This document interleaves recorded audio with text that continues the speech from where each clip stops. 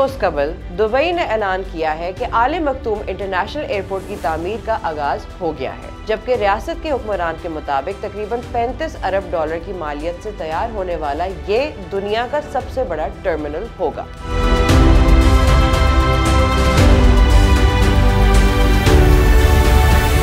AFP के मुताबिक मुत्तहिदा अरब अमारात के नायब वजीर आज़म और दुबई के हुक्मरान शेख मोहम्मद बिन राशिद आले मखतूम ने एक्स पर एक पोस्ट में कहा कि हमने आले मखतूम इंटरनेशनल एयरपोर्ट पर मुसाफिरों के नए टर्मिनल के डिजाइन की मंजूरी दे दी है और इसकी तामीर पर 34 अरब 85 करोड़ डॉलर की लागत आई।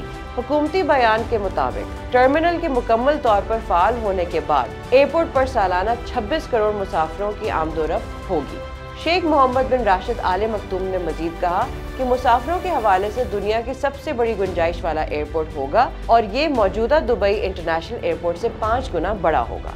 ख्याल रहे कि दुबई इंटरनेशनल एयरपोर्ट दुनिया के मसरूफ तरीन हवाई अड्डों में से एक है। दुबई सिविल एविएशन के सदर और एमिरेट्स एयरलाइंस के CEO शेख अहमद बिन सईद आले मखतूम के मुताबिक इस प्रोजेक्ट का पहला फेज 10 बरसों में मुकम्मल होगा और इसमें सालाना 15 करोड़ मुसाफिरों की आमदोरफ्त मुमकिन होगी।